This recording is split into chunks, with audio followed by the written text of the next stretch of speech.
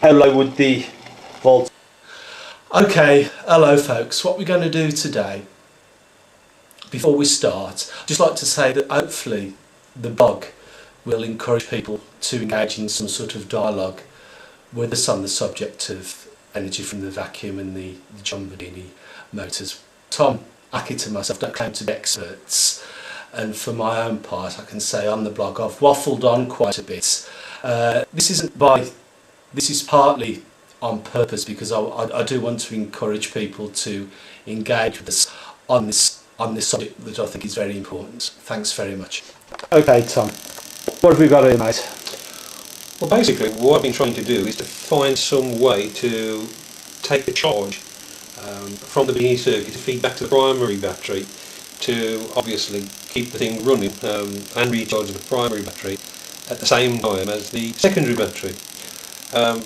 We know we can't just take a lead from the Bedini output, if you like, and put it straight back into the primary battery. It just doesn't work, it just sparks and it just doesn't work at all. So I've been thinking of different ways to pick up charge from the circuit and feed back to the primary battery.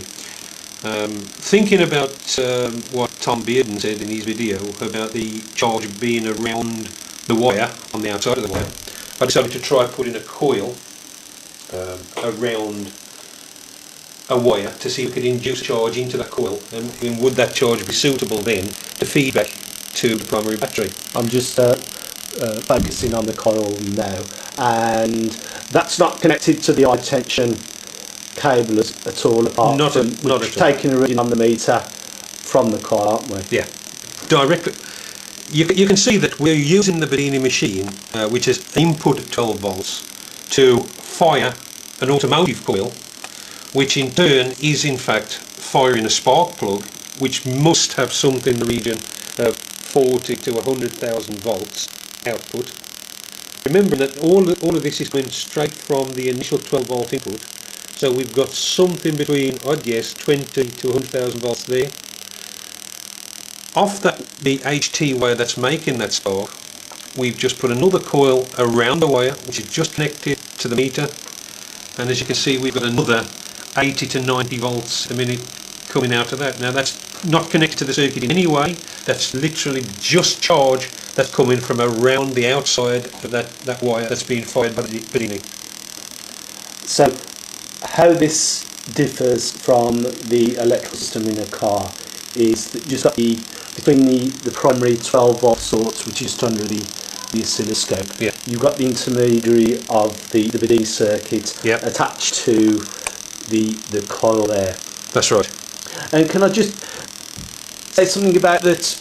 You mentioned that from the coil there, and I'm just focusing on that. Yeah. We'd like to try and take energy off that. Just going back, John Bedini, we both saw this on one of his DVDs, said that you can't have in a closed loop the charging battery and the primary battery as much as you'd like to. That's right. And John Bedini said something like that we would have to use an inverter, yeah. An inverter. Well, we tried using a commercial inverter, which is this little piece there, which powers up with 12 volt and outputs to 40 volt. Can you just hold that up? Yep, sure.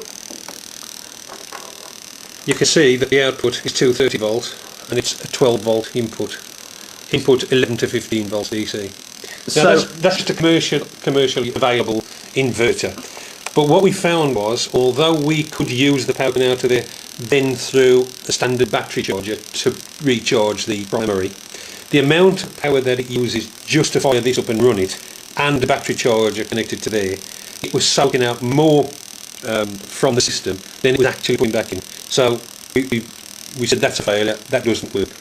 So then, to try and really simplify the way we change the charge, I come up with this configuration whereby there is nothing at all being taken out of the circuit, if you like, in terms of draining the circuit, because this coil is simply standing alone. It's outputting 70 to 80 volts, and that charge can be directly put back into the primary battery, I believe. So let's just talk about the various voltages in that. And You can see 80 volts there, around about 80 volts. It's fluctuating, Yeah. around about 80 volts. And I'll just focus on the primary battery power supply down there. Just to remind people that we're using a power supply that's giving about 12 volts. Yeah. And the 12 volts is going into the Bedini, and the Bedini, can you remember what that was again? The Bedini was... I can look at you the did notes write it down, didn't you? exactly. We measured that the Bedini was putting out 100 volts, and that 100 volts was then going into the coil there. Yep. And just remind folks, the coil then from the item lead to the sparking plug there.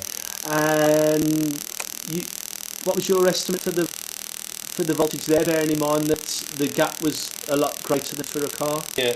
Normally in a car it would be around 20,000 an inch. We've opened that gap up there just to give us a nice big spark to probably 3 times that. So if the calculation is linear, as you said, and the average is 30,000 volts to jump across 20,000, we could have in the region of 90 to 100,000 volts there. And I think the question is really just looking back at the coil and induced voltage, if that's correct terminology, on the meter, is whether useful work can be done from what we're getting there. I think the useful work coming from this coil will be as input back to the primary battery, because obviously if that charge can sustain the primary battery while it's operating the Bedini machine, then you literally have got over unity. That proves over unity. Yeah, I think